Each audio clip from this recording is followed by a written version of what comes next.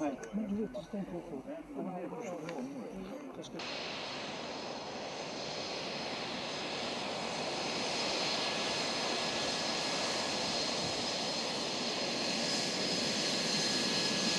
months into our NATO membership, I'd say Sweden is stronger and safer, and the alliance is also stronger with us as an ally, especially here in Northern Europe. This is a very long tradition. Today we call it agile combat deployment or dispersed ops. For us, I call it normal operations.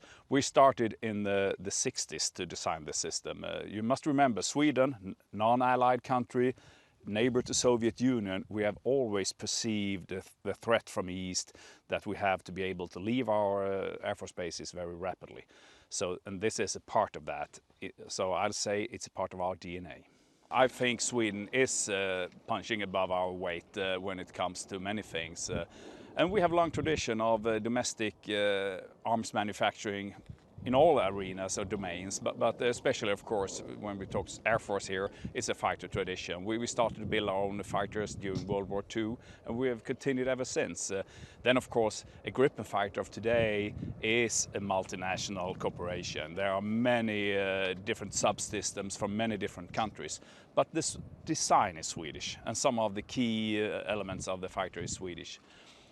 Some of the design features that we can see here when it's taxiing behind me on the runway, designed for 800 meters runway length and designed to be handled by conscripts in the field. You're quite vulnerable at a main airbase. If you get a cruise missile attack or whatever you see in Ukraine, you know, the whole base can be destroyed. There is no way to lift off with your aircraft or land and refuel and so on. So with this system you have like multiple small road strips all over the country, so we can just drop down at one that is active. So it's good for survivability in wartime, I would say.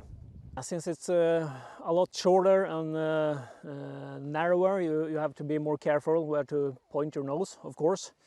And you don't have that much margin in case anything goes wrong, you know. Since this is not anything we do every day, we have a painted kind of this runway on the main runway, so we train there every day and so. But now it's for real, of course. You have another extra punches on your heart, of course. But it feels good to be a part of NATO, and it feels like you're backed up with a lot of resources, and we can also back up NATO with our resources, our country, and those kind of airstrips.